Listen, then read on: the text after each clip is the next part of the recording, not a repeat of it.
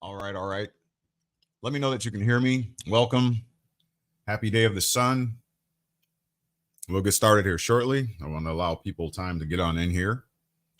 Let me know that you can hear me, that everything is Sounding A-okay. That's what's most important.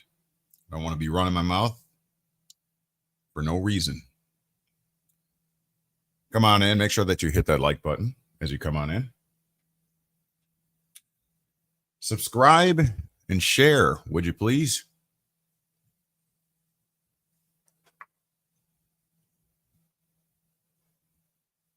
Come on in. Give you a few moments here. I don't want you to miss one single drop.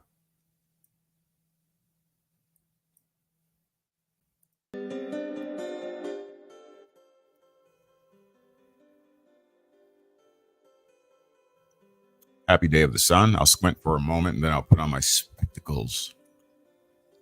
I'll make a spectacle of myself.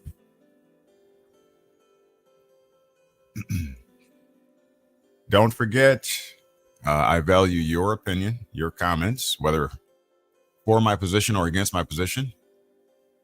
So feel free to share. Yep.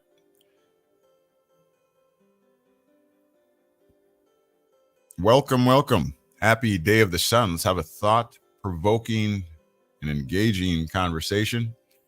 Do me one favor. Do me two favors. Let somebody else know that we are live right now. And also, would you do me this favor and hit the like button, the thumbs up button down there?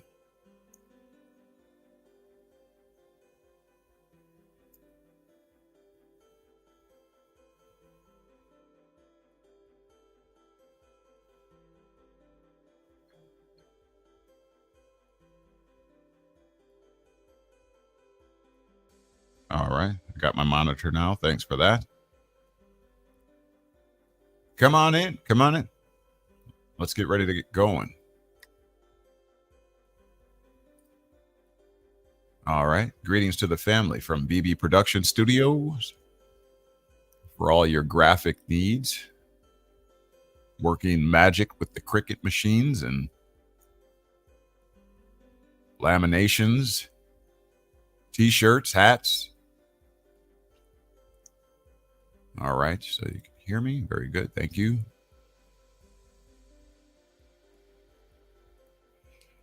All right. Welcome. Come on in.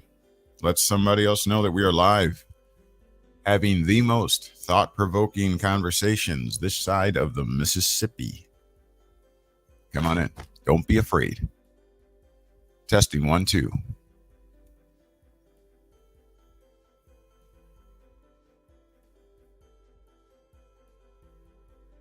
All right. Phone is on vibrate.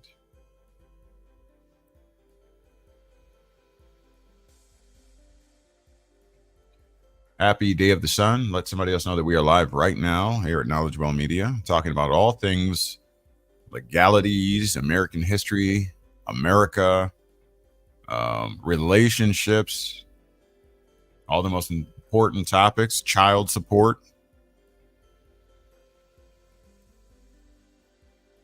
Did I say religion already? One of my favorite topics.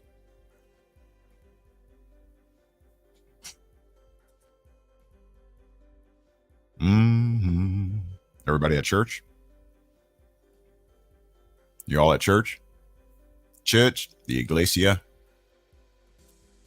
Or are you recovering from that hangover, drinking milk and stuff like that to recover?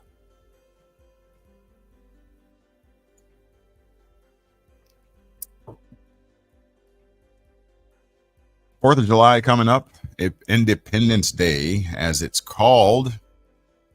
We can have a discussion about that if you want. Looking for your input on the topic. I do have several topics we can discuss, but I definitely want your engagement. Oh, sounds like we're getting raspy here. Testing 1, 2. Testing.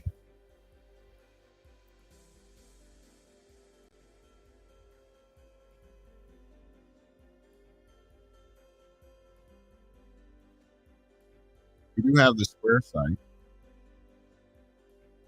KnowledgeWell for you.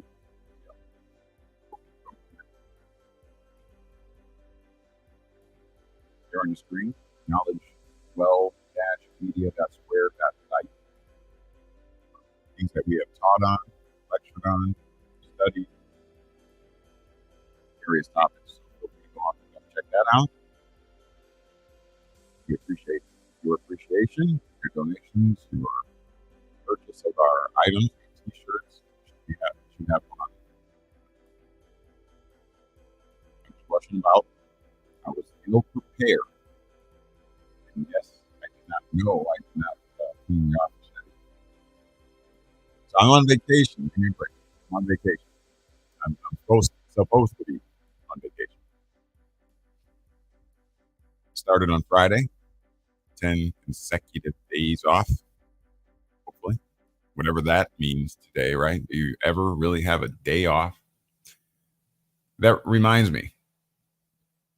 I was having a discussion earlier today about the persistent and consistent sense of urgency that we are subjected to, especially here in the West, where everything is rush, right? Everything is rush. Stress. We're rushed. Don't be late for church. Don't be late for school. Don't be late for the bus. You're going to turn 16 one day, so we're all looking forward to turning 16. So we're fast forwarding through life to reach 16 just to have a driver's license. Fast forwarding to 18, right? To become a legal adult. Audio sounds like something. But that would be testing 1, 2.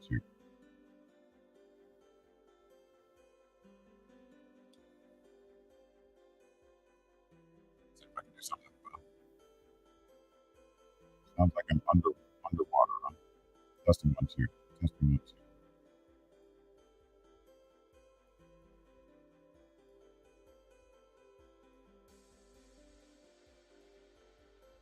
Not sure if it's not water.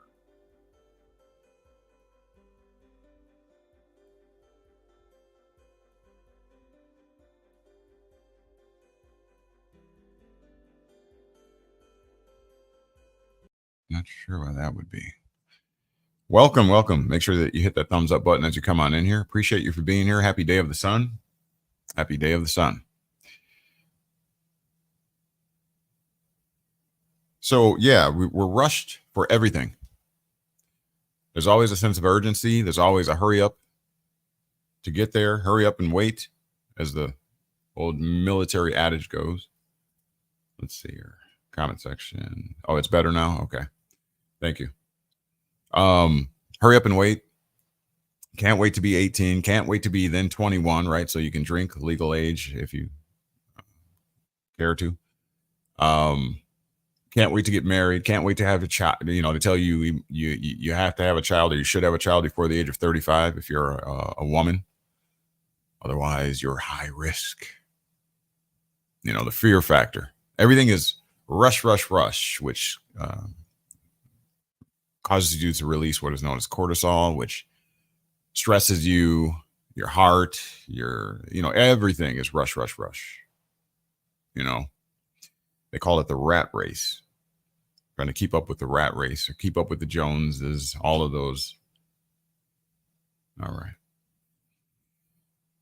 And, I've done a study on politics. You know what politics are? The study of how to control the mind, the head, keep you divided, keep you confused. What is confused? Con, meaning together, and fused, melded together with much heat, right? So confused. That's what happened. What a fuse. Much heat. And that's what happens. Our minds kind of short circuit.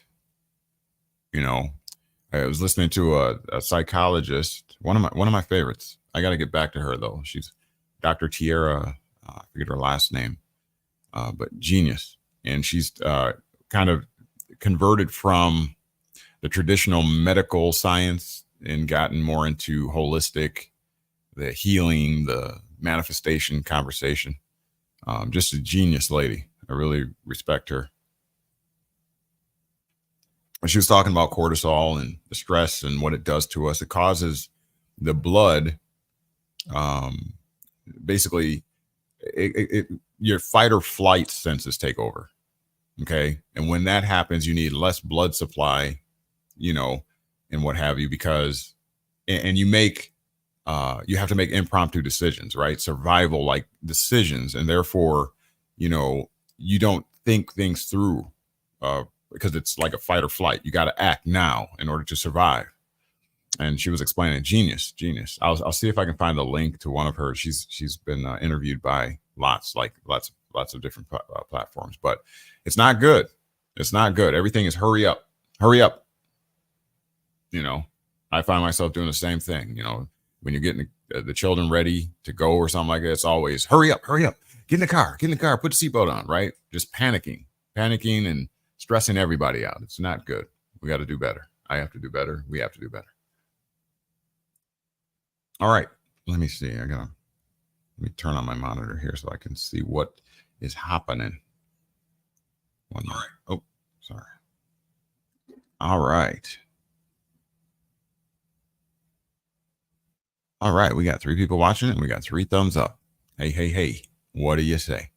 So the topic today, America, relations, legalities, religion, and more. So I'm interested to discuss topics that you find important. Lately, I've been participating in a lot of discussions, going to especially African-American males and females, the division there, the effect on the family, the effect on the culture, and what have you, right? I'll tell you what, we are in a very sad state of affairs. Just the mentality, the thought process that we have towards each other. It's not just black males and black males and against each other, killing each other in the streets and whatever. It's also, I didn't even know that the women had the thoughts that I've heard over the last couple of weeks. I had no idea that people felt this way. Like there's actually a growing demographic, or a growing number of women, especially black women, who are, their mindset is, we don't need black men. What good? A particular lady, young lady, she, stated as much. She said, quote unquote, "What is a black man going to do for me? Like, why do we even need them?" I was like taken back by that. I'm not even used to that. Like, whoa, like that's really how a lot of women are feeling right now. And me, I'm on the kind of extreme opposite of that, trying to bring us together, trying to encourage conversation about, how do we bring the family back together? And there's this growing sentiment that we don't even need black men. It's like, wow. that also reminds me, I went to the mall yesterday, and as I'm walking out of the food court area into the parking lot, everybody's running towards me, like full out, like a lady pushing a stroller, running with the baby in the stroller, trying, running for her life. Later, I find out that a whole mob of quote unquote black children had come from a carnival that was nearby, and basically converged on the mall and started fighting. And it's like, so I guess what I'm getting at is we seem to be going in the wrong direction on all fronts. If the black women are saying we don't even need black men, but every study says or states or expresses the importance of black men being there, whether in the actual home with the children or not, preferably in the house. But even if not,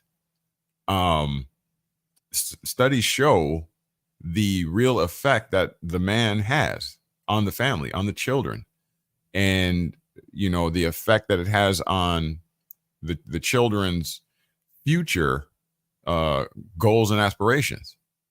and disciplines and all that kind of stuff. So again, if you have the mothers or the black women saying, we don't need the men, what good are they? We could do this without them. If that's the sentiment, now you can see why things are happening. Like, these quote unquote black children are just going ham, as they say out there, and nobody's safe now.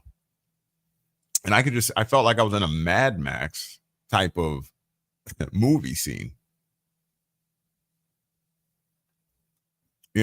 so just innocent people could be caught in crossfires or, get injured, and this looks terrible on our on our community. It looks horrible. So I woke up to that thought today, like, we got to do better. And I don't know what it's going to take for the women to, and this is not an opportunity, or I'm not using my platform to bash women at all. That's not what it is. I'm discussing a fact that I found out about, and it's very heartbreaking. It's very sad. It's very sad. And we just got to do better. Divisiveness, division is not what we need right now. And it sickens me in one way about, how politics is used to divide us. We're coming up on the election here. Look how we are acting right now as a whole. Look how we're acting. This Biden and Trump debate, or whatever it was. Look how we are acting towards each other. We're not even focusing on how we're behaving. We're tearing everybody apart. I was listening to the Patriot nurse. I listen to her every once in a while. Genius of a lady as well. She's a nurse, obviously, but she's more on the prepper side, survival side. But she speaks unapologetically about the climate of our society. But and she was talking about her being a Republican. She was saying, though, that there's real elder abuse going on here, because Biden is essentially the commander in chief, but yet he is merely a puppet, and they're using and setting this elderly man up who people are saying clearly he has dementia or something to that effect, right? I mean, he's almost like a robot, and people are saying that he may be a robot. I don't know. I'm not saying it, but if he is in fact an elder, which we know he is, he's hardly functioning. But the world is watching this. Every other country is watching this. All eyes are on the United States right now. You got to believe that. And so, again, just look how we're acting, though. Look how we're tearing down humanity for politics, for personal gain or financial gain, or to harness more power and what have you. Look how we're acting towards each other. If it ain't race, it's age. If it ain't age, it's sex. If it ain't sex, it's something else. Gun rights. You know what I mean? It's always something. And we're completely divided. We're more divided than we've ever been before. And that is just, it's a mess. Now, the youth are participating in wild, wild west type tactics, mobbing up. I mean, how significant? We can't even get people to work together today, but the youth are coming in carloads. They said that they were running in the streets against traffic. Look it up for yourself. Southridge Mall. I believe that's Greendale, Wisconsin. Look up the story yourself. It sounds crazy. Absolutely crazy what I read. Running into the local McDonald's, jumping on tables and all that kind of stuff. I mean, just, can you imagine? You and your family sitting there, I hope God forbid, McDonald's, you can do better. But, and all of a sudden, 10s, 20, children come running, jumping over your table, jumping over your car, or jumping on your car, running into traffic, against traffic, mind you. They called 3 different jurisdictions in to deal with this matter. So this was no small thing. Tell me again that we don't need fathers. We don't need husbands. We don't need men. Tell me again. Something's going on here. So we got to fix this quick, fast, and in a hurry. I mean, it's on every level. It's on the political level, right? The whole world is watching this spectacle of, the presidency. Everybody's watching right now. All eyes. Our currency's going to crap. Inflation, uber inflation, hyperinflation, your money's worthless. Every level. Like we're coming apart at the seams. So what do we do about this? What do we do about this?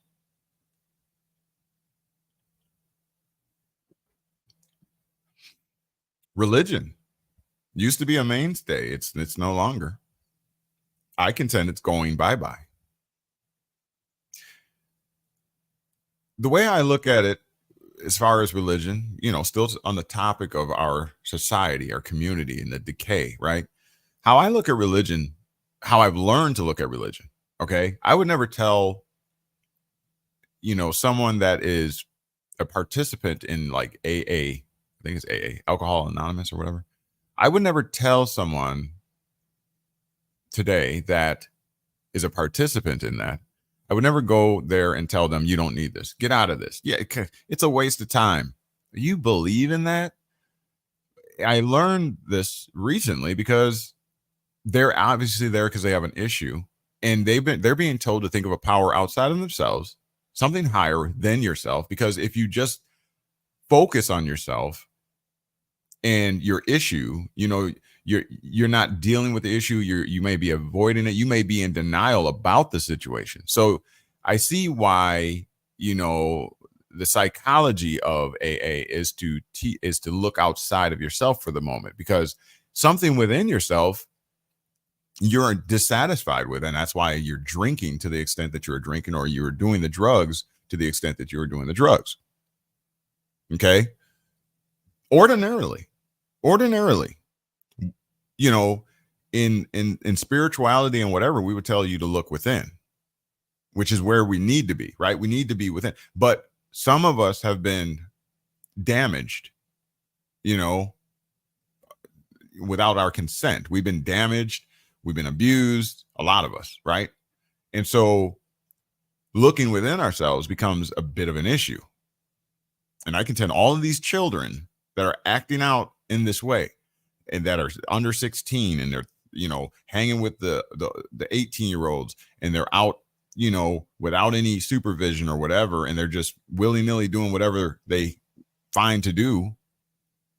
These are the ones that probably are suffering from not only the lack of a father figure, if they don't have a father, not even a father figure. And so they're just acting out. It is the wild, wild west out here. It is the wild, wild west. And everybody turns a blind eye to it until it comes to your front door, until there's vandalism on your vehicle. Then you want to pay attention. Then we got to stop the crime and all that kind of stuff, right? But these are damaged individuals, whether damaged because of the absence of the father, or perhaps the absence or the death of the mother.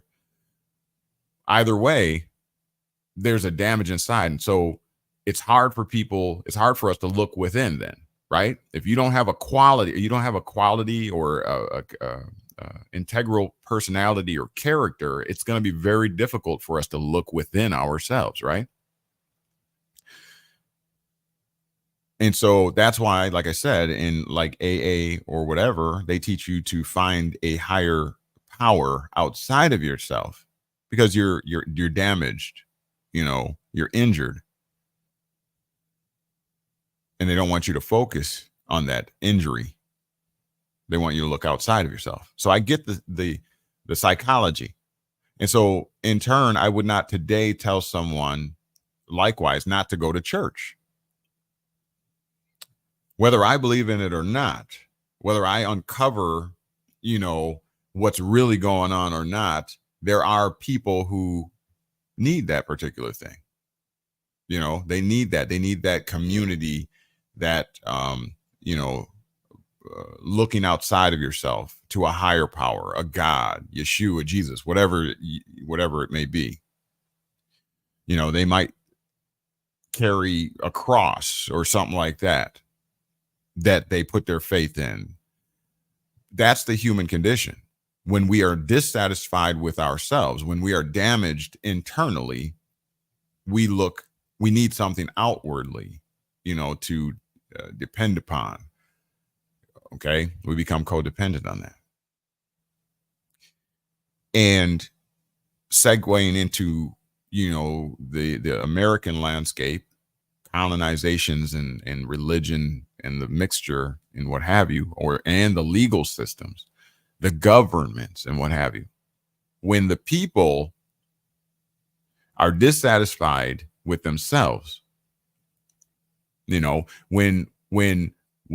we distrust our own selves, when we've been damaged, when we have been stricken with fear, whether it's a contrivance or a construction of a king or some ruler or the elite or whatever,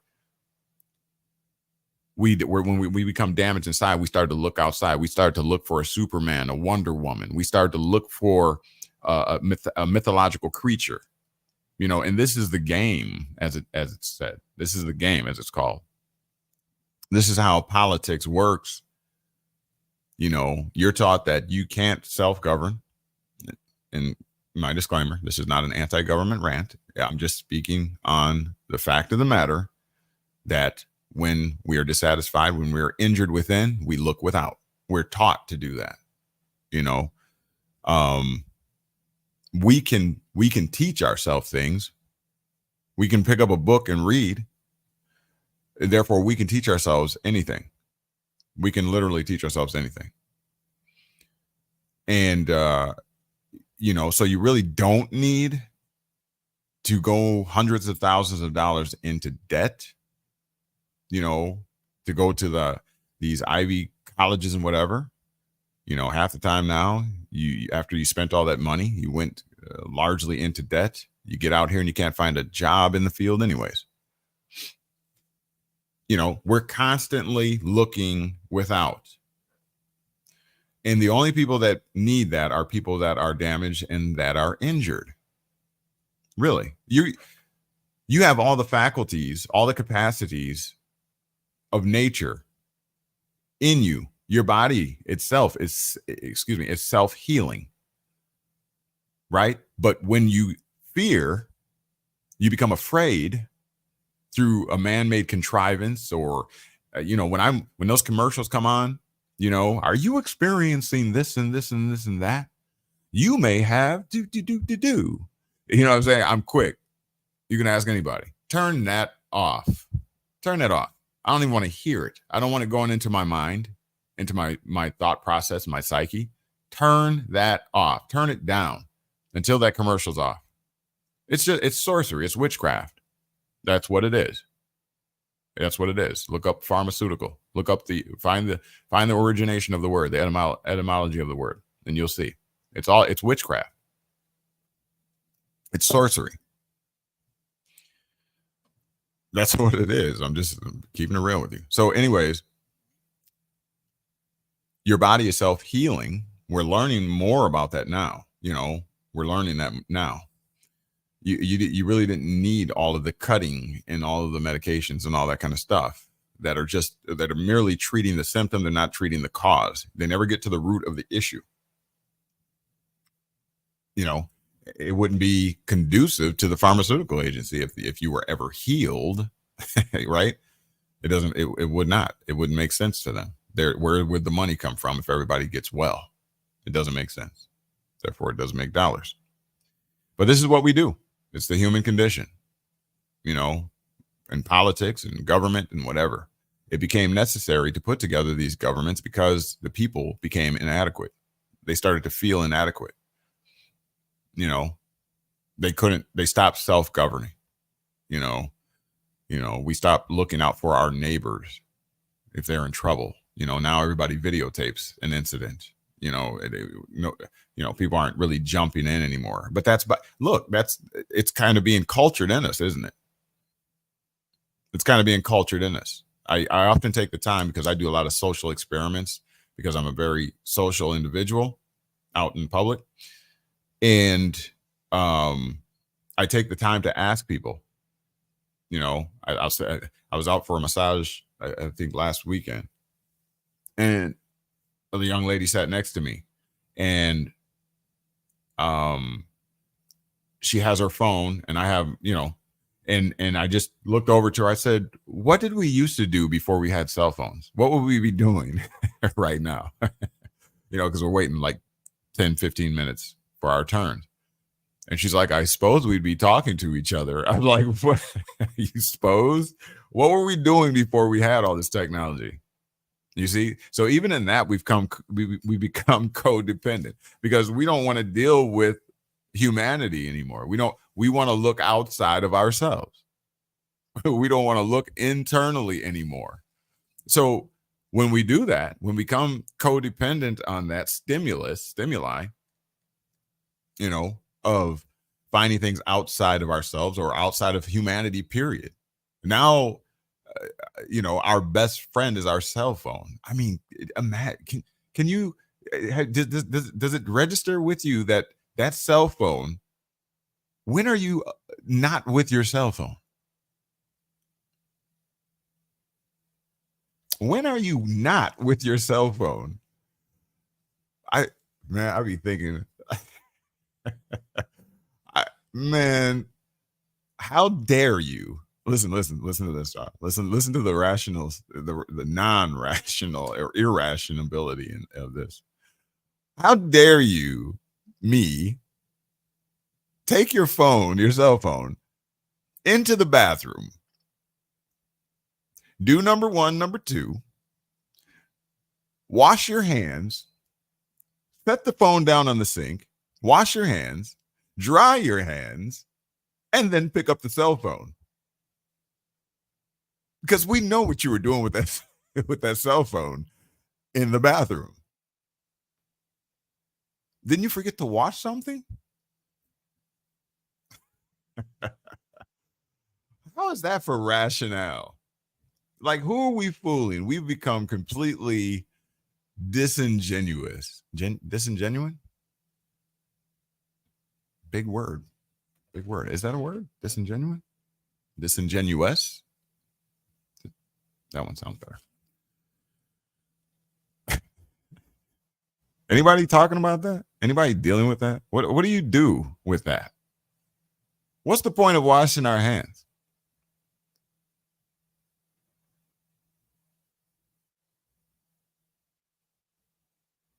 Haha, 3 watching, and I gave myself the 4th thumb up. Oh, I just got another one. 5. Can we get a 6? How is it possible that 3 are watching, but we have 5 thumbs up? Dun, dun, dun. I gotta get some sound effects. You ever think about that? How dirty is that cell phone? Set it on the urinal, guys. You know what I'm talking about. I know it's too early for that. But this is, to my point, this is us. This is us. Great show. This is us. How disingenuous are we? BB Production says, phone to bed, phone when you wake up, phone when you're in the bathroom, like we can't be alone with our own thoughts or have real focused conversations anymore. You feel me? Joseph Henson is in the house. Thanks for the 777. Appreciate it. I feel myself getting stronger. Those 777s, my numbers. How disingenuous. Hopefully that's a word. We are. Why bother to wash your hands if you're going to just pick up the phone that you took into the bathroom with you? How disingenuous are we? Just do things. You know, we've become so codependent or dependent upon everything without us. And we are in turn losing our humanity. Wow, we have 6 thumbs up now and only 3 watching, it says. That cannot be. How can that be? That is not math, that maths.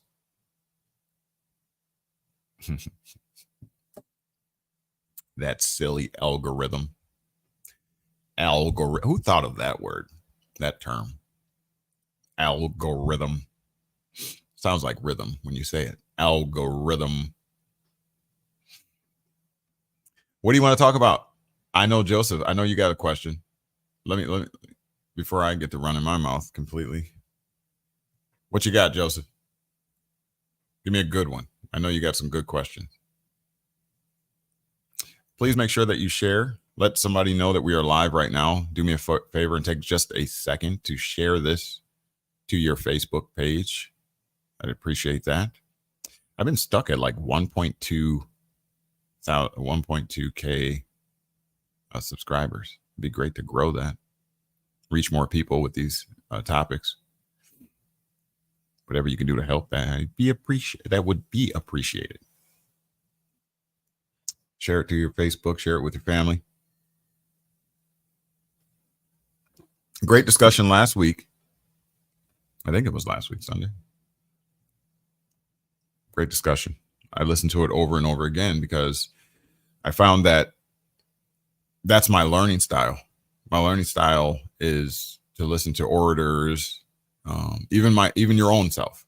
I believe that is so important. A lot of the all right, Joseph said he'll pose a question in a moment. Thank you. I found in learning, you will listen to no one like you'll listen to yourself. And the funny thing and the irony is you hate to hear yourself, don't you? Remember back, I don't know, I'm dating myself. Remember back when you had the cassette players and you can record yourself and you listen back to yourself, you're like, ooh, I hate the way I sound on tape. Right? Isn't that the irony is that you will probably retain a whole heck of a lot more by listening to yourself.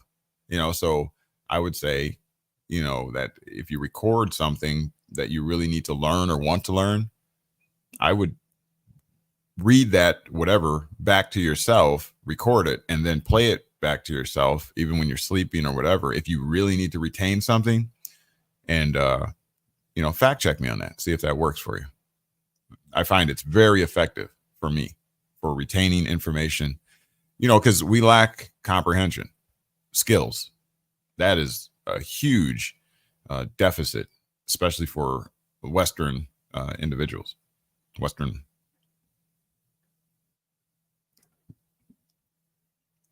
So, okay, the title, America, Relations, Legalities, Religion, and More. Looking for your questions, your comments, even if it's from the last shows we've done. I love speaking on legalities. I love it.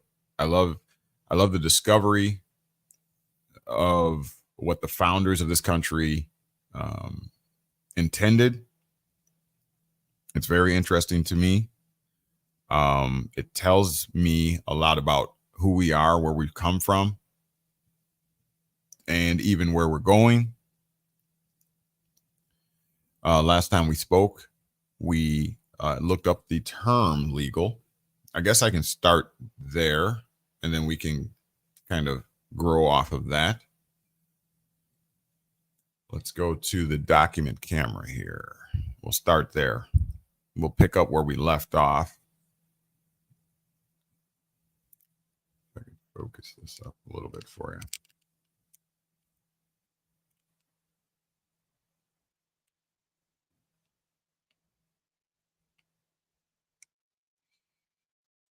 See if you can.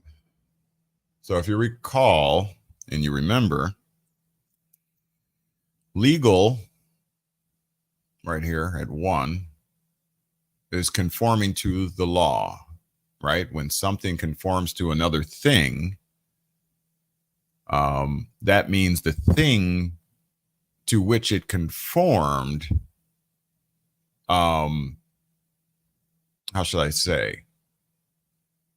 To me, it would become the most significant part, right? Because if you don't have something to conform to, then you are formless. Does that make sense? So legal conforms to the law. Now, why would it conform to the law? Why would that be necessary? It's, the big brother, the little brother syndrome, where, the little brother may act out because the big brother, has the birthright, as it were. The story of Jacob and Esau, right? The proverbial story of Jacob and Esau, where Jacob wanted what the promise that the big brother has. Am I showing my screen? Oh, my bad, y'all. My bad. Let me transition here. There you go. My bad. Jacob and Esau, where the younger is in hot pursuit of the older's promise, birthright. The birthright's supposed to go to the eldest. So the younger, being legal, in other words, aspires to, or in fact does, conform, meaning together. And then the second part of the word is forming or form. So form together. So legal forms together with the law or to the law. So law is the big brother, the significant factor. Legal is a construct. You'll notice con a lot in legal in these words, which means together with. So according to law, this is legal. Legal is according to law or in accord, okay? Required or permitted by law. Not forbidden or discountenanced by law. Good and effectual, operative phrase here or terminology, in law, like father-in-law. We talked about that. See, it becomes valid. Now, what I did not mention last time was when it's saying law, be not deceived. You have two considerations. I like visuals. You have two considerations when you're talking about law. At least two. I should say the two more significant. Okay. You have what's known as positive law. Okay. And then you also have what's called or what's known as natural law.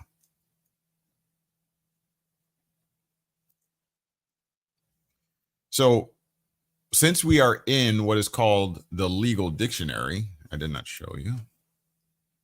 Black's Law. Okay, this is Black's Law Dictionary. This is the abridged 5th edition.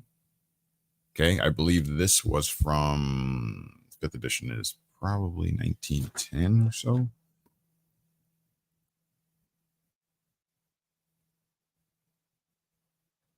I think it was first. But anyways, I digress. I know it's the earlier 1900s. But anyways, it's still good. It's still used in law today, okay, in American jurisprudence. But the point is that there are at least two considerations, positive law and natural law, okay, conforming to the law. So which law are they talking about? Since we're in a legal dictionary, they're talking about not natural law. They'd be talking about positive law. So legal, it conforms to the law. It is made legal, therefore. It's cognizable in the courts. Okay, the courts are legal constructs. Okay. They're not natural law. They're not under natural law. What is natural law? Natural law is the pre-existing law. Let me demonstrate that for you. It's a pre-existing law. It pre-exists all other law. I'll prove that to you here one moment. This is going to be very important and very significant. I'll show you why.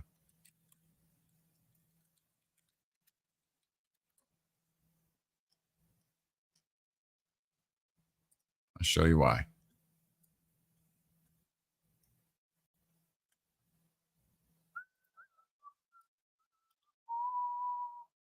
Don't be feel free to put your comments, questions, or what have you in the. All right, so we're at the U.S. House of Representatives, Office of the Law Revision Council, the United States Code. Okay, and it's talking about there's that term, positive law. That's what I said. There's natural law, and then there's positive law, right? So if we go down a bit here, it'll explain to us what positive law is, the term positive law. Now, I just want to make sure we have a strong foundation, to build from. I like to speak in fact and to back up any assertions to the best of my ability. That's the kind of teaching you get here. So the term positive law, first of all, what is a term? This is something, that the American language or English language, one word may have several different meanings, but be spelled exactly the same. Do you know why that is? Right here. Because they are considered terms or legal terms. Why is that important? What is a term? Someone sets the term. Okay. So here, I'll do it. We'll do this. I'll let my fingers do the talking. We'll go to my favorite place, Edem Online, and you can see it for yourself. What is a term? Here, noun is the part of speech. You want to be consistent and in proper context. Circa 1200, okay? Terme, a limit in time. Okay, so that's for time from the context of time, a term of time. Okay, set or appointed period. See, it's set. So who set it is the question. Who set it? The duration of life, the lifespan, from Old French terme, limit of time or place, date, appointed time, duration, 11th century. From Latin terminus, end, boundary line, in medieval Latin expression, definition. There it is. Someone sets the term, creates a term in order to attach to it a definition, a boundary, because you will hear of this term used in relation to contracts, the terms and conditions.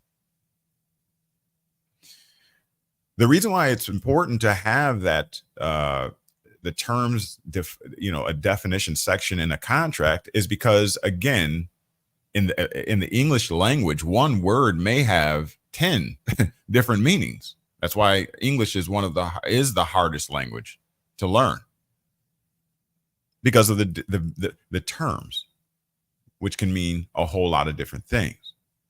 All right. So going back, positive law codifications, right? Wait. Let me see.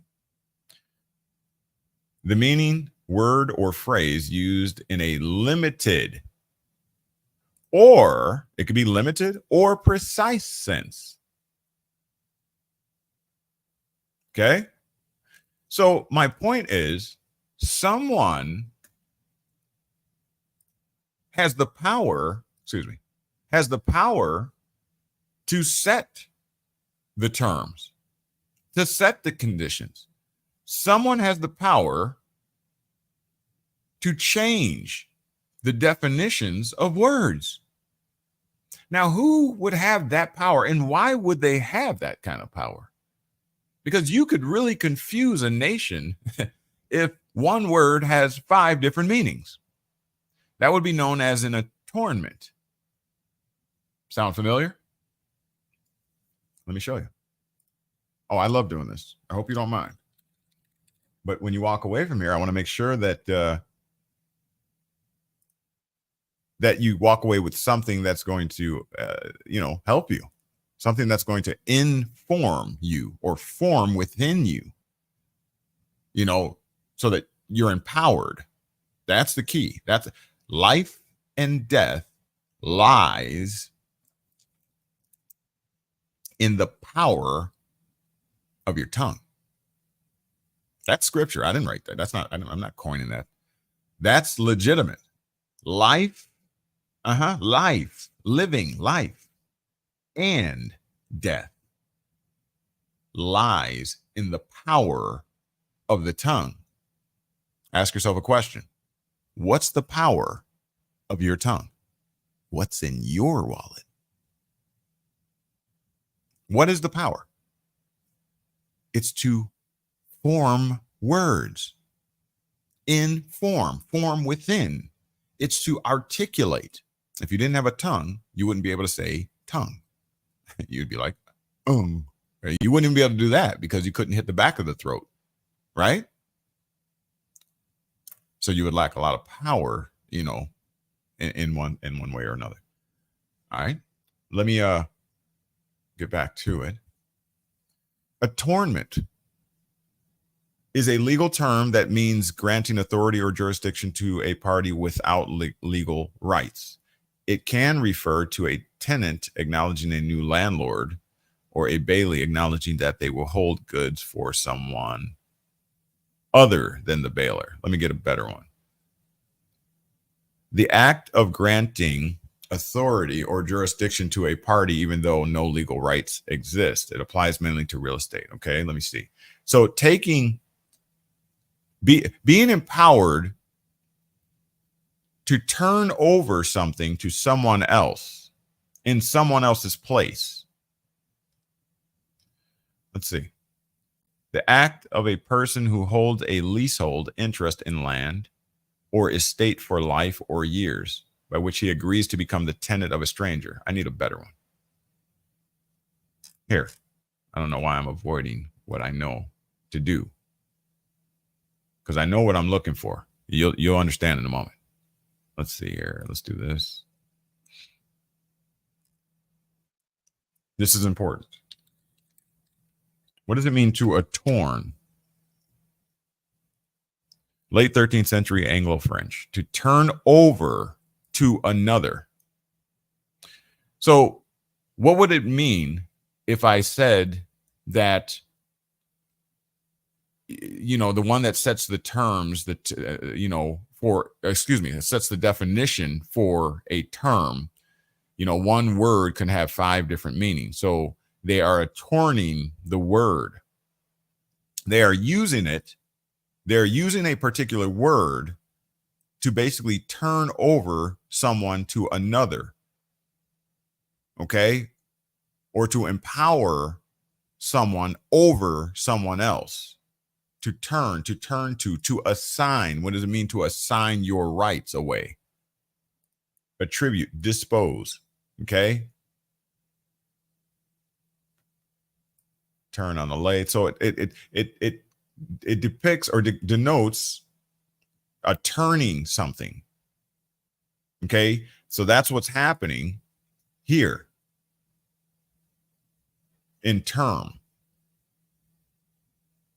Okay, it'll well, here, wait.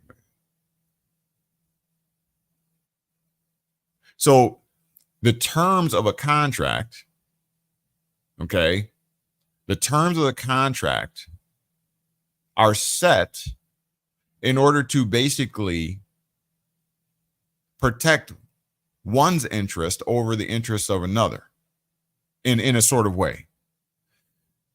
If you break the terms of the contract, then your status will change. Okay? Your status will change. If you break, you'll become either maybe a tortfeasor. You'll be in breach of the contract because you did not adhere to the term of the contract. All right, let's go forward. So the term positive law, it's a term. It has a defined or a definition behind it that someone attached to it. The positive law has a long established meaning in legal philosophy, but has a narrower meaning when referring to titles of the code. All right, let's go into it. Check this out.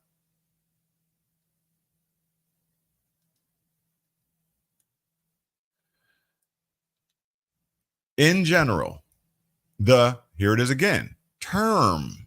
See, in general, meaning more times than not, in general. Unless some other extenuating circumstance, is applicable. But the default, that's what I should say, in general, by default, the term positive law connotes or means, right? Connotes meaning statutes. That's generally by default.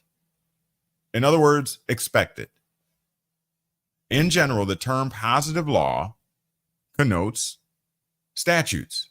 It means statutes, i.e., what is a statute? A statute is law that has been enacted by a duly authorized legislature. There's your branch of government who creates the laws. And those laws that legislature creates are known as statutes, which are also known as positive law.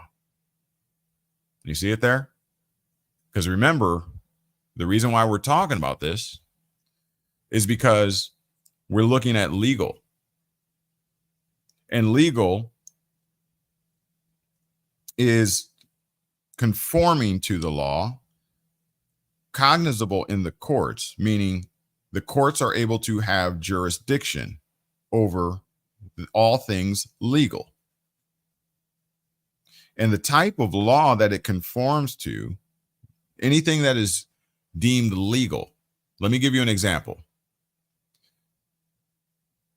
Every, 5 years, maybe a decade or whatever, the speed limits will change.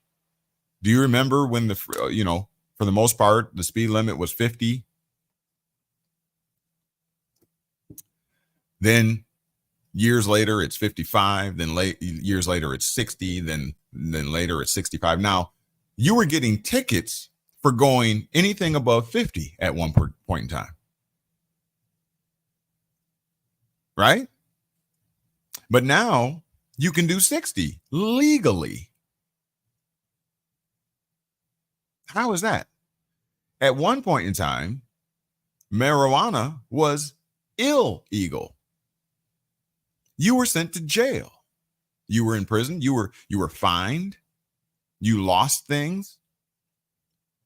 But all of a sudden in 2024, in a lot of places now, it is legal. See, that's what positive law does. Remember, it is a term, meaning someone said that what was once illegal is now made legal. Now, my question is, how do you recompense those who have spent 5 years in jail for weed for something that is now legal? How do you recompense the money, the economy that was taken or significantly affected? How do you recompense the same Americans who lost all that money, who forfeited all that money back when it was illegal, but now it's made legal? So now in hindsight, we're probably like, wait a minute, I remember paying for going over the speed limit. Now it's legal. Now I can go do 20 miles faster. You see what I'm saying? But that's what positive law is. Right? The legislature set the terms. And one of those terms, as I stated here, or as it's stated, is positive law. And what is positive law? It is the law, the statutes, the the statutes that the legislature has authorized and enacted. Okay? I'm gonna go a little bit further because I wanted to also make the distinction between what is positive law and natural law, and they speak to that here, you see. Why is this important? Because it's a fundamental basis, upon which, America goes up from. Remember, we said God is source. God comes from the Germanic word Gott. Remember last time we were talking about that? And Gott, it merely suggests or connotes that from which all comes up from, like, where did you come up with that idea? All that's suggesting is, what is the source of that idea? Where did that come up from? That is God. That is what the maker of that term, God, intended. It did not have really anything to do with a mythological being or creature or something off of this planet in heavenly places. That is merely a construct, a contrivance of men who, when we don't understand something, we either vilify it or we deify it. A volcano that erupts, electricity from the sky is, oh, that must be a god. That must be an angry god. Let's give him a name. Now here you, fallible and finite man, limited finite man, is going to name something in the heavens that they can neither control, right? And that they ultimately fear because they may have witnessed someone being struck by that lightning. They may have witnessed a fire being started and some dry brush from a lightning strike or something. And so it struck the fear of, quote unquote, God, right? The source from where all things come up. Yeah, it's silliness. It's Santa Claus. It's the Easter Bunny. And here we are, still hooked, line and sinker, to these mythological beliefs, and they dictate to us and set our moral compass today. But again, as we began with, if you need that, it's there for you. It's not for everybody. Some of us can self-govern. Some of us ultimately reach a point of maturity where we say, that stuff I was doing back then was really silly,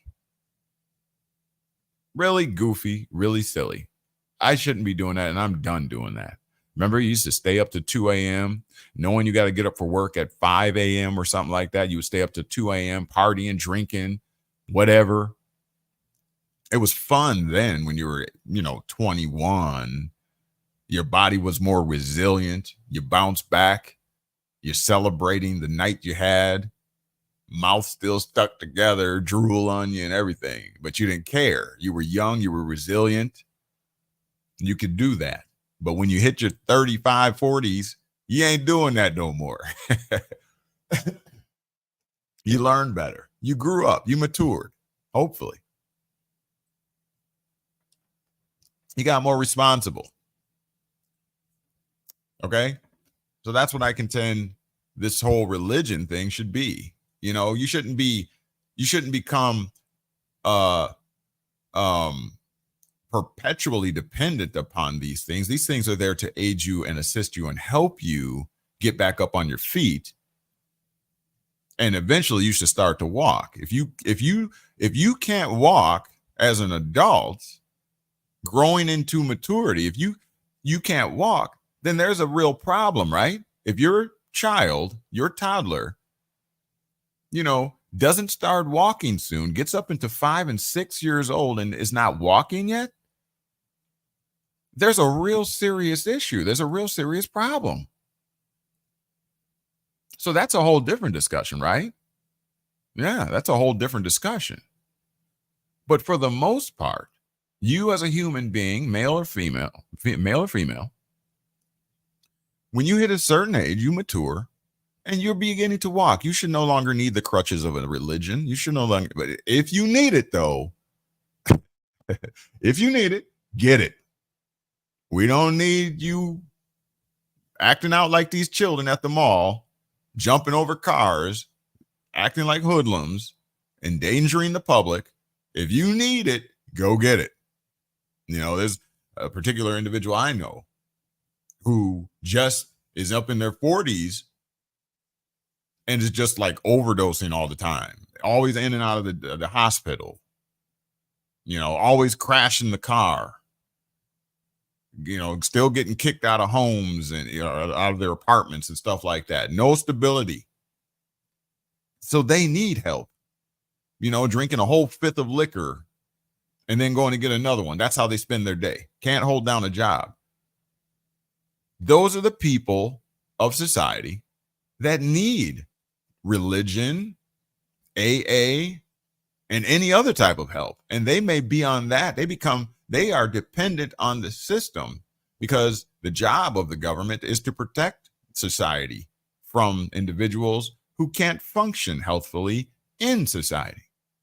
That is the proper application. The infirm, the widow, the fatherless.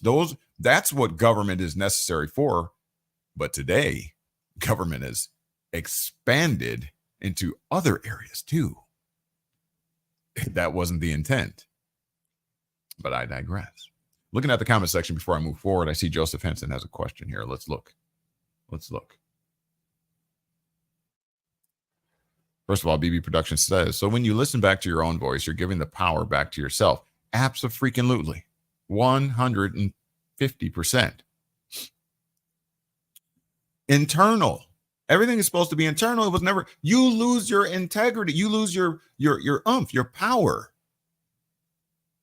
If you take that power, that force that is within you, and everything's out. You're not looking to yourself. How can you even be integral if you don't trust yourself? How can you expect somebody to trust you if you don't even trust yourself? That's why. What is the saying? I've been saying it every show.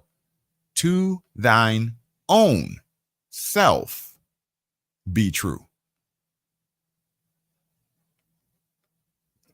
A lot of us, including myself, had been lying to ourselves. So you mistrust yourself. You mistrust yourself. And so guess what? If you mistrust yourself, how are you going to treat yourself? Make sense? Make dollars. Makes dollars. Yeah, so absolutely. You must communicate with yourself. Listen back to yourself. Listen to yourself. How many of us say when we do something, we did something we knew we shouldn't have done? What do we say? Knew I should have listened to myself. Yeah. To thine own self be true.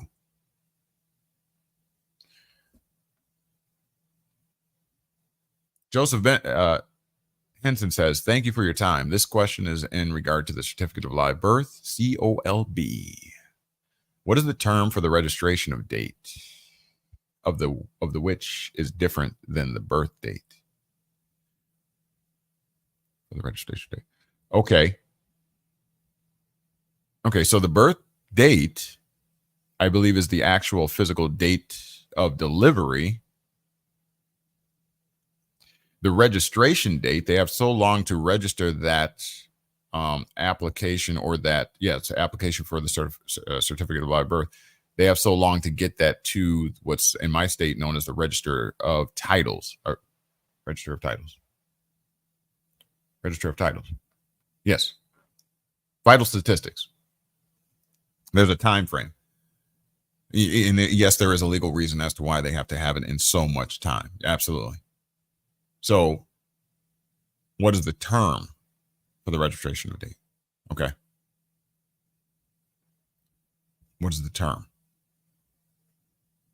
So that the registration date is the date that it is registered with the Vital Statistics Office.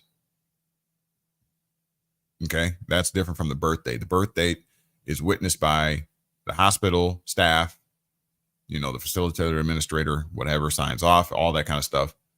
That is the actual physical birth date. Now, I think what you may be trying to get to is the distinction between what is called the COLB, the Certificate of Live Birth, and the birth certificate itself. They are not one and the same. Did you know that? Oh, I have the evidence and proof of that. I've done that in my show. If you look back in the archives,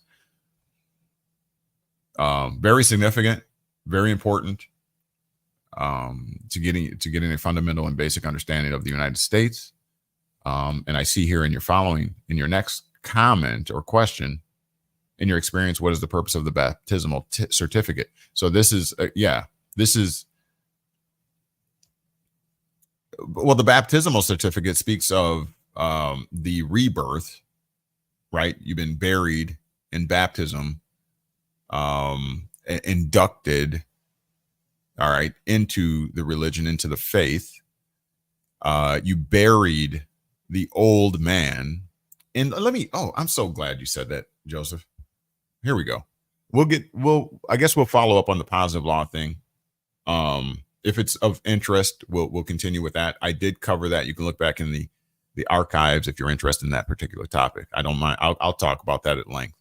I've studied this stuff extensively, 9 years. I got it, and I have the evidence in the file cabinet right here. I can, so if you want me to validate anything, I have absolutely no problem being challenged to validate anything I say. All right. If I can't back it up, then I will discontinue the discussion on a particular topic. I'm not going to, I don't do that here. All right. You can look all the way back through my archives. I always look to back everything up that I say. All right. So you can trust in that. Okay. KnowledgeWell Media is integral in that way, unlike other channels. And if I find that I'm wrong about something, I will discontinue speaking on it. You can check through my archives on that too. And I will come back and correct the record. That's what you get from here, from KnowledgeWell Media. But anyways, I'm so glad you brought this up. The baptismal certificate, perfect topic. Burying the old man. Now, if you paid attention to last week or the live we did, it was about 2 hours long. I spoke on the legal person. Okay. So check this out. The baptismal. What is the baptism about? What is happening? What does the clergyman claim is happening or taking place at that particular point in time? Good conversation, or not good conversation, good topic. What is happening? What is happening is symbolism. Baptism is symbolic that you have been accepted and inducted into the faith. You came in as the conventional worldly individual in a dirty shell, a dirty body, and it's time to clean that thing up. And so you must shed your old self and put on and take on a new person. What is a person? Remember we talked William Blackstone, the jurist. He was saying the reason why we needed to create artificial persons, the reason why we needed to create corporations, the reason why we needed to create states and body politics, society, body politics, artificial persons, was to provide, quote, a type of legal immortality and a perpetual succession, eternal life, perpetual succession, legal immortality. Yes, that means you are able to perpetually hand down the power to the next in line, your legacy, etc., etc. Okay? Perpetual succession. It's unending. Like a corporation is unending. I can pass my corporation down to my children. My children could work the corporation, then pass it down to my grandchildren and their children's children, and so on and so on. A perpetual succession. This is what William Blackstone in the treaties of England expressed the purpose for corporations, body politics, meaning states, municipalities, governments. Those are all artificial persons, aka legal persons, persons of law. Remember, we cover what legal is. Legal is conforming to the law. Legal is construed, governed by the rules and principles of law. In other words, law is its governor. Law allows it to, okay, you want to make artificial person? Let me see. Yeah, go for it. It's all good. It's permitted. You may do it because you have a valid reason as to why you were doing it. Huh?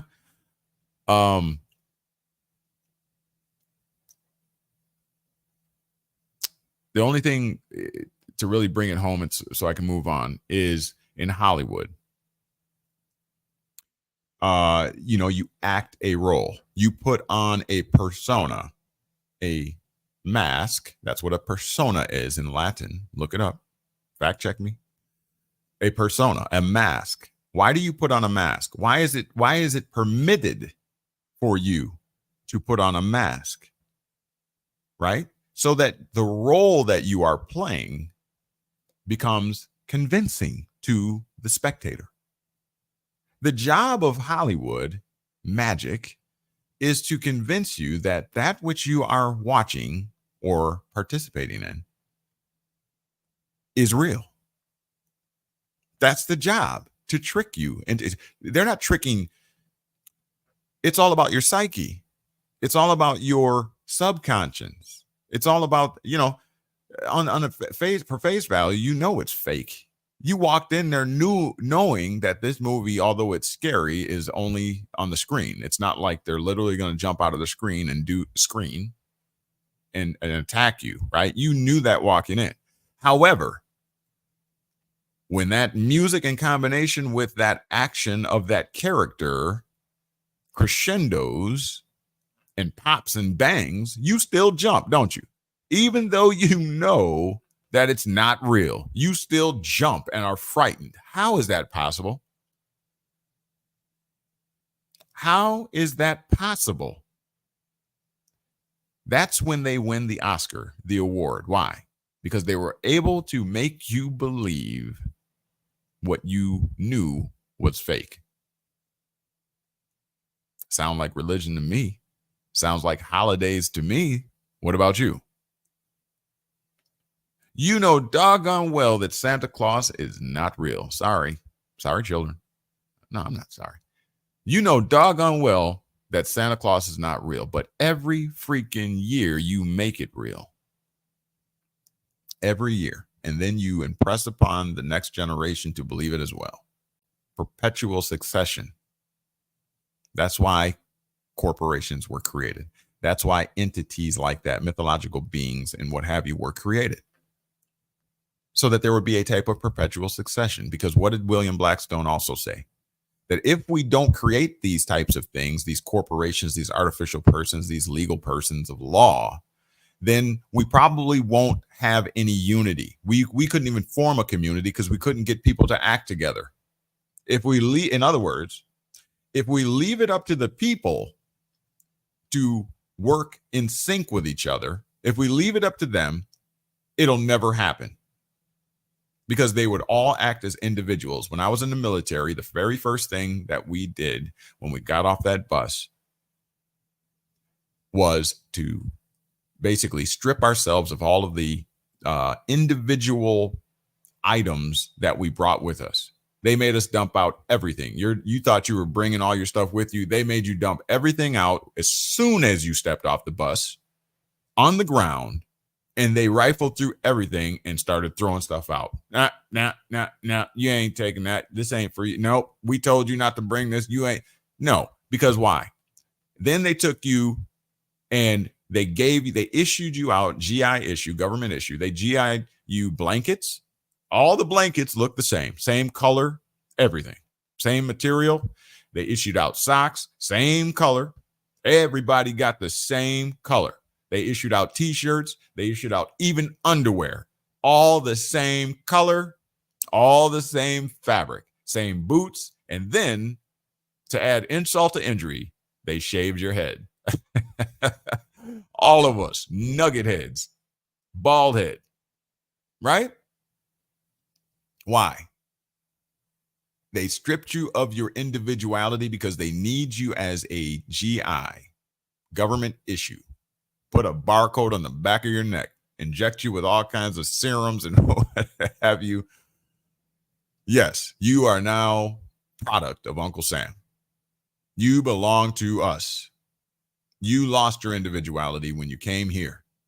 All right, and so it is in this case, legalities, conforming to law.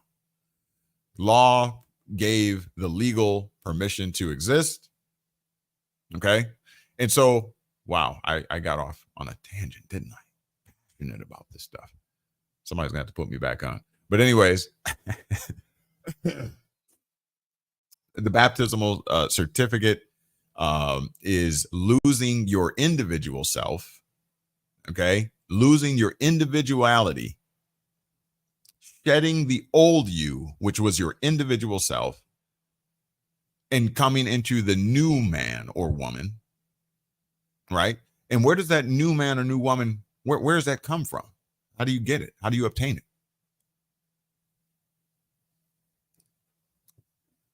Who gives you this new self, this new body? This is listen, y'all. All of this is mythological. All of this is metaphoric. All of this is representative. Representative? It's not real. It's the Matrix. It's no different from citizenship. We'll get into that more. We got into that a little bit last time. It's no different. You put off your old self to take on a new body, a new form, a new status, a new capacity, a new person. Remember, they set the term for person. The person is a legal term. What is a person? A person is an individual. A person is a corporation, an estate, some kind of artificial or legal person. That's what it is. Legally. So the baptismal certificate represents what is a certificate? It certifies something. It certifies that the old man has been buried. That's why you go under the water, typically, right? I know that Catholics, I think, sprinkle. I don't know if they still do it. I haven't been in a Catholic church lately. But it's symbolic of burying. And when you come up through the water, you break the plane of the water. And the old you is laying in the water still, I guess, spiritually. It's been buried. And you come up new, fresh, clean. So fresh and so clean. It's all symbolic. Did you literally shed anything in that water, in that baptismal tank? No. It's symbolic. But they got you to believe it. Like fiat currency. Like they got you to believe in a piece of paper that it has value. Well, you're learning today that it really doesn't, does it? Inflation and what have you. They can print that stuff like crazy, and they are. That's all. That's what it's about. So the baptismal certificate is merely a certification that you went through this process of baptism, of killing or slaying or burying the old man, the old you, which is your individual self. And now you've become part of a community known as Christians. Or whatever you are. That's all it is. Likewise in citizenship. You came into the country, the government, or whatever. You came in right? You had to go through a procedure, a legal procedure. You had to swear in, you had to swear allegiance to the state. I pledge allegiance to the flag of the United States of America and to the republic for which it stands, one nation under God, indivisible, with liberty and justice for all. I can't believe I still remember that. See how deep that indoctrination was? I'm 47. You know, the last time we had to recite that in school, I was probably, it was a grade school. Look how deep that indoctrination is.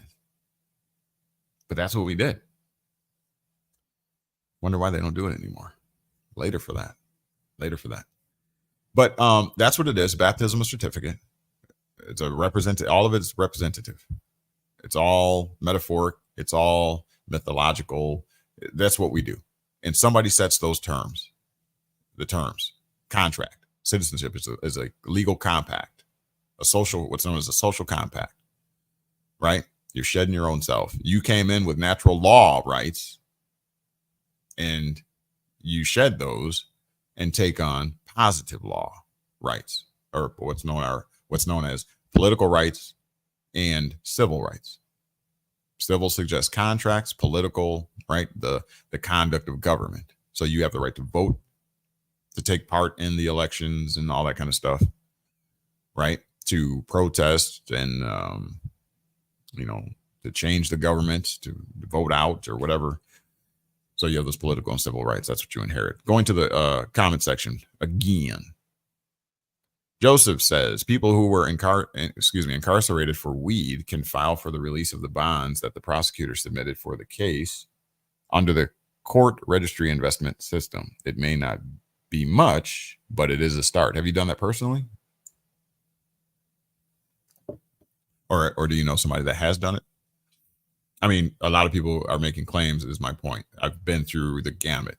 I've tried things. I've done things ignorantly. I can't say I wish I would have never done it, because it made me better, but it taught me not to be a fool, right? For all the claims that people are making out there. It taught me to vet things first, not be tossed about with every wind of doctrine, because people are coming up with things, outlandish things. And I do my best to educate people to keep them from going down the same pathways I did. I've had to apologize to judges and things, after the fact, and tell them I was misguided, so don't go down that path if you have not vetted it yourself. So now my question is, have you done it, yourself? Okay. That's the safest way to do it. Do it yourself. Find out if it's in fact true. Even if you have a legal right to do something, it should not be out of the question for you to be able to contact a lawyer or even speak to a judge. If you have write a letter to a judge, give them your findings. Make sure it's legally backed. It has to be a legally protected interest. Otherwise, they're not even going to waste their time. I'm letting you know. I'm talking from experience. But there is nothing wrong with you writing a letter to a judge on your circuit or whatever. But make sure that you include statutes. You can ask them a question. Okay? Yeah. And if they can't, they may direct you to maybe a chief judge or a district attorney or something like that can help you out. And they will legitimately tell you, stay away from this. This is not legal. This is not within the law. That's what I would encourage people to do, having experienced a lot of heartache and pain through these processes.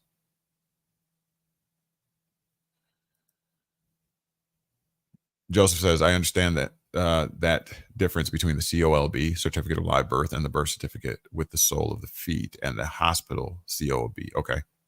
Thanks for your time again. Awesome. Cool. Yeah, I may do a follow-up on that. I've learned more things about it, but I did cover it in detail. I learned about the positive law and natural law from watching your videos when you referenced the congressional website. Yep. I've been doing that for some years now.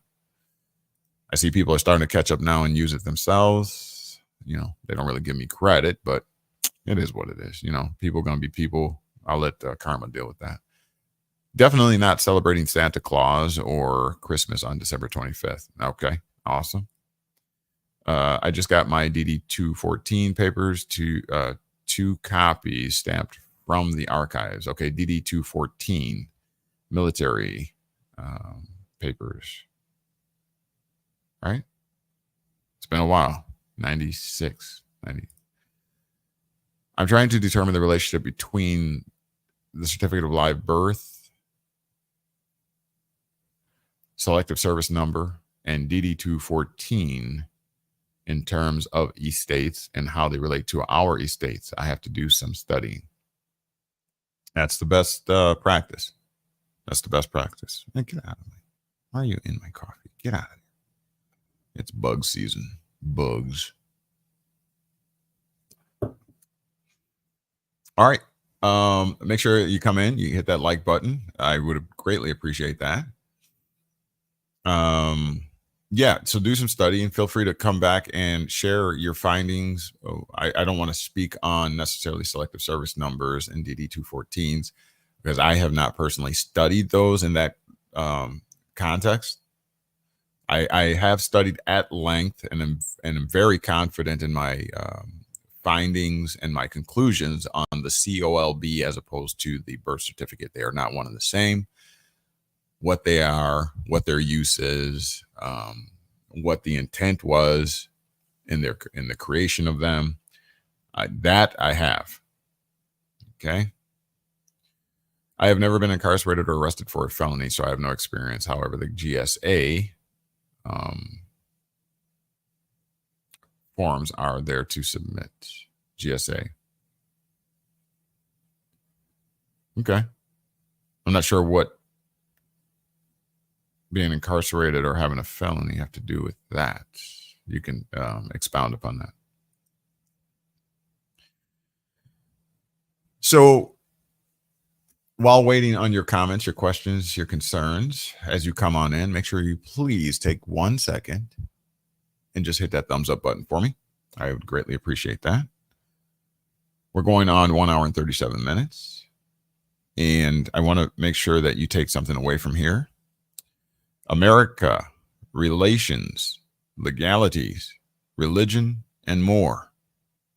I kind of like doing, this series so that we can be comprehensive. The whole politics, the voting scenario and things like that. I mean, to thine own self be true. If the people don't start looking within and, stop depriving ourselves of our individuality. I know it's kind of, what do they call it? The conundrum to be both a citizen and an individual, but there is a way to do it. But I'll just say when it comes to legalities in the legal system, the body politic, your state, citizenship, et cetera, that is night and day. All right. That is night and day. When they're talking about in Christianity and religion, in citizenship, political discussions, when they're talking about the old you, the individual you, as opposed to the citizen you, or the saved you, what would the terminology be? Once you're saved, once you become a Christian, you've inherited eternal life, which again Blackstone called it perpetual succession, having a eternal succession or perpetual succession, also having a type of legal immortality. What type of immortality? Legal immortality. Remember, legal is conforming to the law. It's cognizable in the courts. It's something that the court system, it empowers the court systems, gives them jurisdiction over something that they ordinarily wouldn't have. The natural law is not something that you can argue in the courts. I've heard people try to aver their natural law rights in courts, and the judges will not have that. You'll get shut down because they cannot recognize that. The courts themselves are a legal construct having nothing to do with that distinct, ancient, pre-existing um, natural law. Okay. Positive law, statutes, codes, and ordinances, the legislative enactments have nothing to do with natural law. And that's something that escapes a lot of people, and they don't understand. You know, you want to argue natural law. I have the right to do this. God gave me these rights. They're not even, that's not what they're considering. They cannot consider that because they are not the lawmaking branch, right? The judicial branch is not the lawmaking branch. So how could they even consider anything outside of the law? They don't have what's called the delegation of authority to do that. All they can do is look at the intent of the legislature. All they can do is analyze what the intent of the founding fathers was. That's all they can do. And then they make a decision based on the history or the precedent, right? That's all they can do. All right. So you can't come in there and argue. My point is, you can't come in there and argue natural law rights. It doesn't work. That's why when you try to say, well, this is my child, you know, how does CPS come into my home, take my child, et cetera, et cetera? Well, they're not going to consider your argument if you just come with this natural law argument that I'm the progenitor, I'm the father, this is my seed, my offspring, et cetera, et cetera. That's not going to have any weight or bearing. It's just going to be considered an erroneous argument because they can't consider it. They have to go in accordance with the state statutes, the laws. Okay. Where was I at? Let's see. So if anything, take away from here the difference, the distinction between positive law and natural law, that, Christianity, religion, I should say, as well as politics, citizenship, et cetera, it's all correlate. It all correlates. It all relates because it's both of them are contrivances and constructions of men. It's all about power and authority. Both teach that there's this loss of your old self and the taking on or putting on of your new self. Both do that. Right? When you take on citizenship, when you kind of put your nationality or whatever to the side and you become a citizen of the new country or state or whatever that you join. Both, it's similar in that way. That's how you know it's all man-made. It's all a contrivance, a construction. That's how you know. And when you know better, you do better. You do better. It's not an anti-government rant. It's just a realization. It's a fact. But you can see here that we are at the United States, the U.S. House of Representatives, their website, and they are telling you, they are having this discussion. The Office of the Law Revision Council, they are having this discussion, and they're letting you know the difference between what is called natural law and positive law.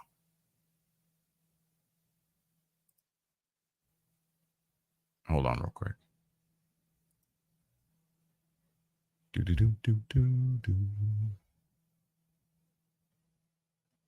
Yeah. They are letting you know. So if you read right here, they're saying that positive law is the same thing as statutes. It means the same thing. And what is a statute? Law. So it's a type of law. Remember, there's natural law, and then there's what you see here, positive law. So positive law is a type of law, but it's a law that is an enactment of a duly authorized legislature, that branch of government, right? So as used in this sense, what sense? In this sense, that positive law connotes statutes, which are enactments of a duly authorized legislature in that sense and from that sense. Okay. And this is the default understanding of positive law in general and by default. So as used in this sense, positive law is, what's this term? Distinguishable or able to be distinguished from what? Natural law. They're not one and the same. That's what it's saying. because of this sense here, in the sense that it merely connotes statutes, it means statutes, and in the sense that, oh, these are just enactments of a duly authorized legislature. In that sense, okay, it is distinguished from natural law. And now, okay, if it's distinguished from natural law, then what is natural law? Well, they're going to tell you. They're pretty open about this stuff. The term, it is a term. What do we say about terms? Go back in the beginning to find out. The term, a condition is applied here. The term natural law, especially as used generally, see, they keep using these trigger terms. In general, generally, there's always a qualifier. Gotta love the legal usage, creations of words and things and terms. But anyways, especially as used generally in legal philosophy. What type of philosophy? Legal philosophy. Therefore, it is philosophy that what? Conforms to law. It's a philosophy that is that the courts can take jurisdiction over. Legal, right? It's a legal philosophy. Refers to a set of what kind of principles? Refers to a set of universal principles, meaning that all the United States or the American jurisprudence follows. That's what natural law is, okay? Universal principles and rules that, look, properly, improperly? No, that properly govern, rule over moral human conduct. Now, wait a minute. Didn't they just say that positive law is distinguishable from, able to be distinguished from natural law, and positive law are statutes of a duly authorized legislature, the enactments of a duly authorized legislature? Didn't it say that they are distinguished from each other, different, separate from each other? And then it goes on down here to say that natural law, unlike positive law, are universal principles and rules that properly govern what? Moral human conduct. So if natural law properly governs moral human conduct, and it's distinguished from, or able to be distinguished from, positive law, which are statutes, then can't it be said that positive law, unlike natural law, does not properly govern moral human conduct? So this is my point. This is their acknowledgement of this creation of this new creature through the act of citizenship. Something new is created. Just like Christianity, Eureka. Something new comes about.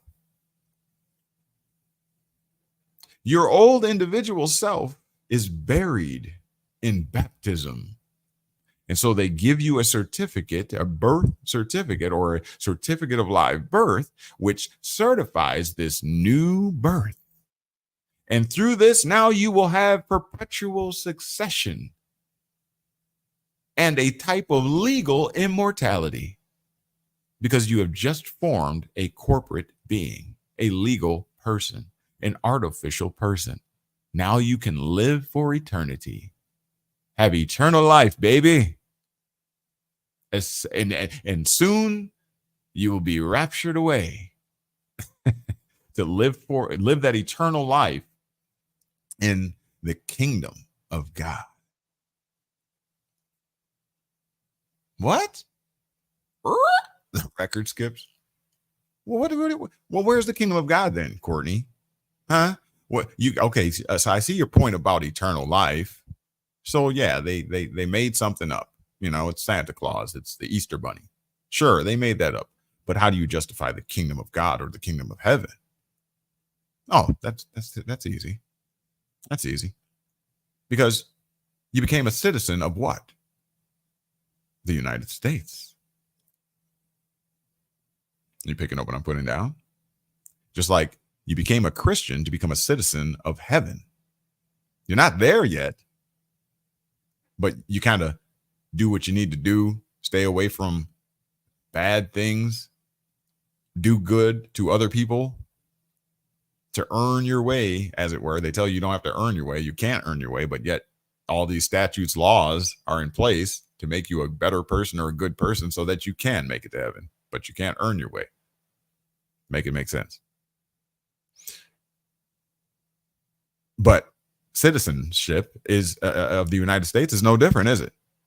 You have civil rights, you have civil obligations, you have duties that you must follow as a citizen. Be a good citizen, in order to earn your way into the kingdom of heaven, the kingdom of God, the United States. Be a good citizen, because just like we gave you citizenship, we can take it away.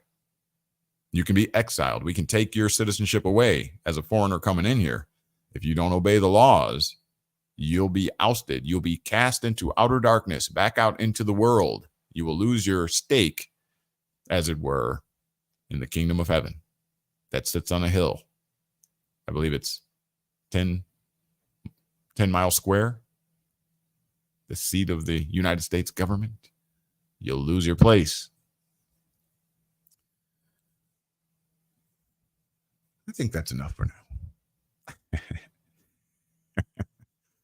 We've been bamboozled, but you know what? It's a game. And as I think it's George Carlson. Let me look it up because I keep trying to quote him.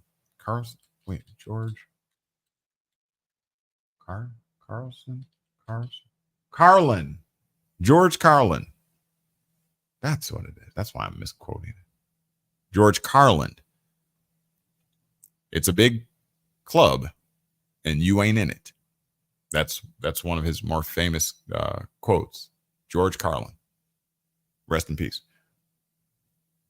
Kind of like a American comedian and social critic.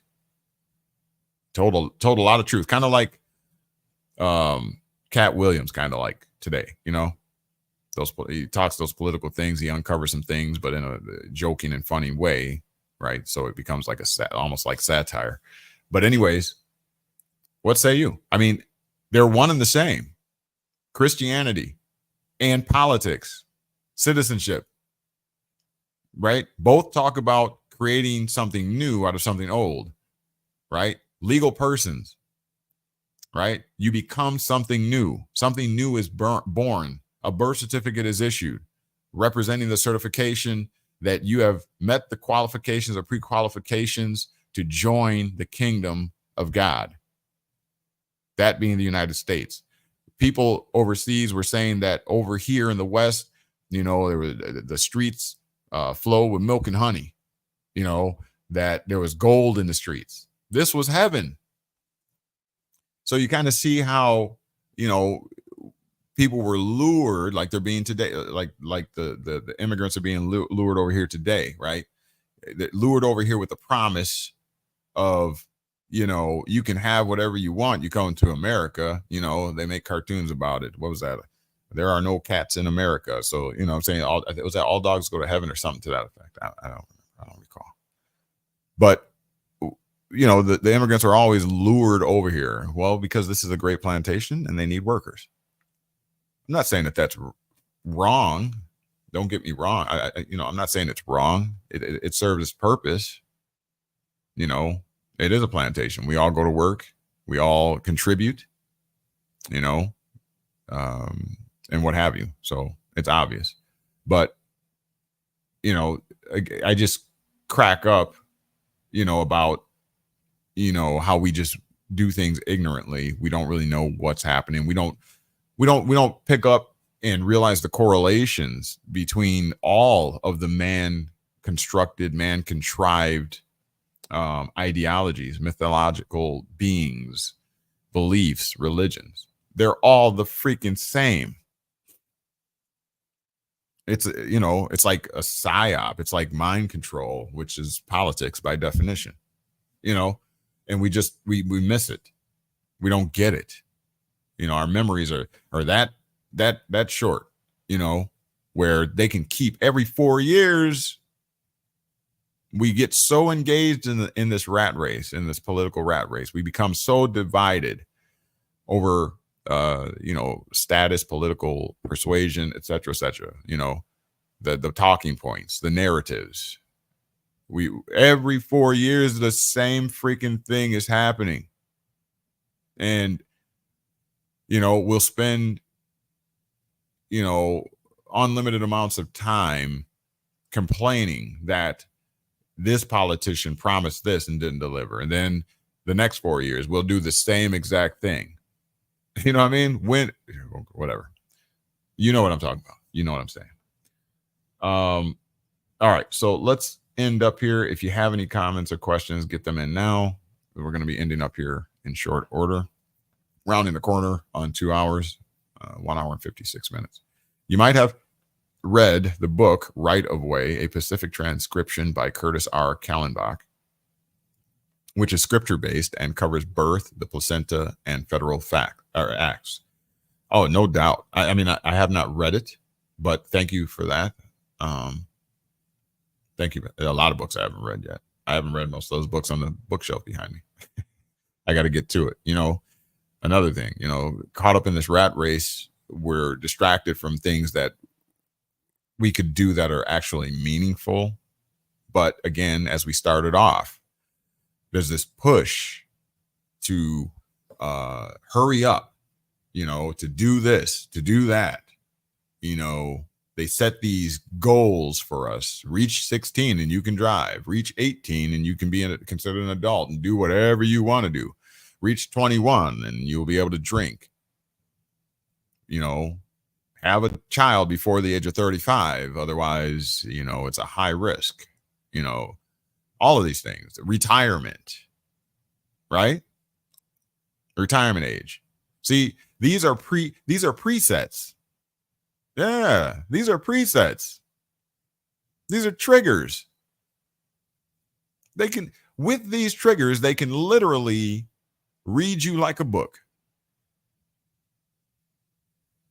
They're presets. Proverbial landmines. When you step on that 16, that landmine labeled age 16, a trigger happens. They're going to start sending you stuff in the mail, probably autonomously. Time to get your driver's license. Then you step on that next one at 18, Oh, you are an adult. Welcome to adulthood.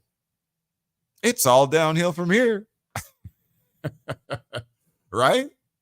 It's funny, but that's what it is, isn't it? You're 21. Don't forget to drink responsibly. Who's running who? It's mechanical. It's autonomous. You're just stepping on triggers. They're monitoring you by the age that you become. You're going to get it in the mail. You bought a car.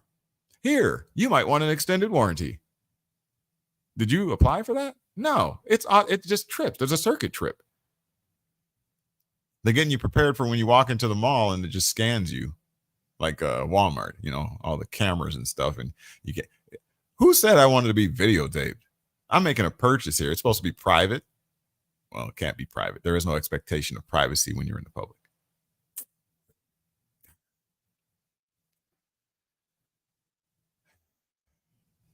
We can do this all day, but we're not. I got other things to do. I hope to have more participation. I really appreciate Joseph for participating. BB Productions. Don't forget to go over to BB Productions and check out some items there. If you like things that are, handmade, support the little guys. Support small business. All right. They're starving out there. These people one day had an ideal and they wanted to contribute to society. They wanted to contribute to commerce, to grow the nation, to support the nation, to become taxpayers, to support the nation. I know how you feel about taxes. I know how you feel about it. But that's the little guy, the little small business, the mom and pop shops, the brick and mortars that have been obliterated on the heels of this C-19, whatever. You got to know that was contrived. Shh, don't tell anybody. Destabilization. Don't tell anybody. Don't tell.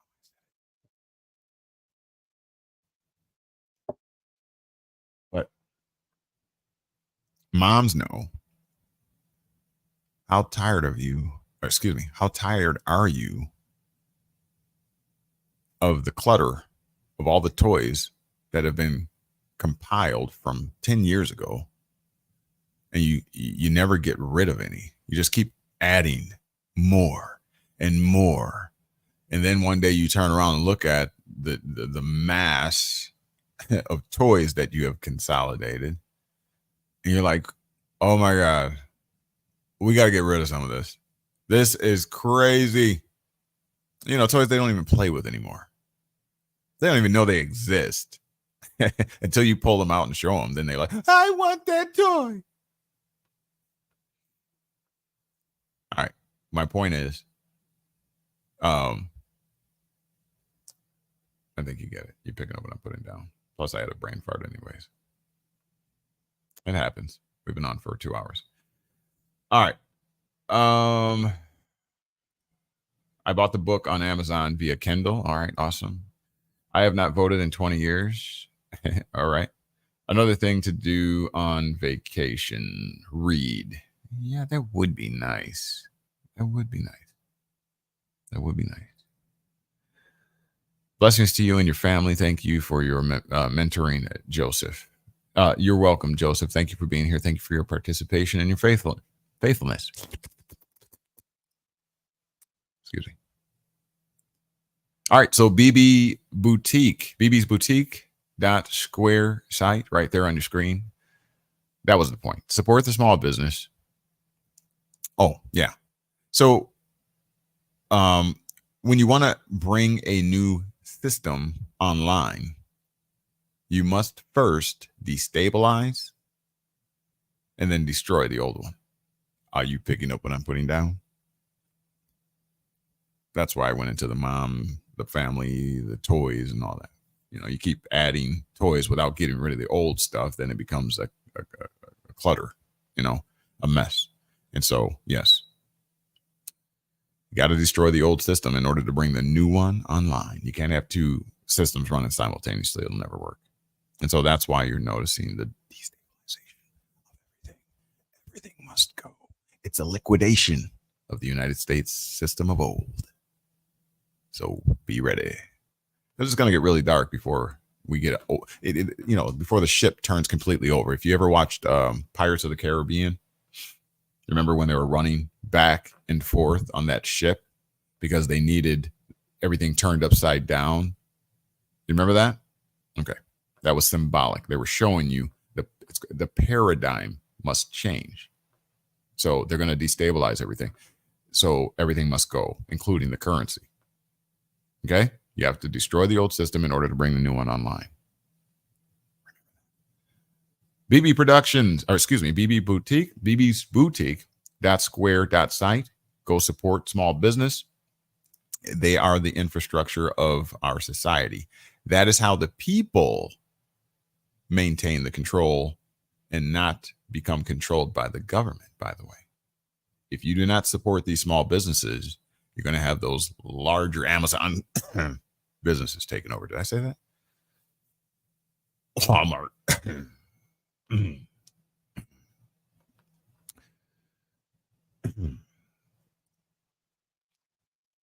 again, KnowledgeWell Square site, you can go there and also support the small business here. All right. And we have a lot of different informational product over there, as well as t-shirts and things to support, show your love in that way. We also have the Patreon you can join. I got to start that engine up as well. I'm back, y'all. Let's do this. All right. We'll get the Patreon going again. And that will be for exclusive private type teachings and things like that. We're going to get back to trusts. We're going to get back to all of those things. Okay. So spread the word, help us grow. If you appreciate this information, like and share and what have you. All right. So, and thank you for everything. Absolutely. BB Productions. And lastly, C19 PSYOP. I did not get the experimental injections. Okay. Neither did I. And that's why when you put the 777s, I get stronger. That was weird. Love you all. Thank you for being here. We'll be back, if not before. Sorry about that. If not before, we'll be back Sunday, 11 a.m. Central Standard Time. I know I put like a post up and it had Sundays at 10 a.m. So we're kind of feeling it out, but just know somewhere's around 10 a.m., 11 a.m. that we'll be going live. I may do a midweek. I may do, I'm off for the next, 8 or 7 days. So I'll try to stay as active as possible, but I do want to get a little relaxation in whatever form that may come. Appreciate you. Show your love, spread love, live life on purpose. We had started a manifestation journey. If you're interested in that, please look back in the archives and you'll find the video uploads for that. Manifestation is very important. And that requires looking internally as opposed to externally. But we gotta fix ourselves, right? We gotta become healthy. We have to face the fears and all the damages that have been afflicted upon us. And at all costs, to thine own self be true. I used to say, and now you've been made free. The question is, what are you going to do with it? Thanks for tuning in. We'll see you next week. Peace.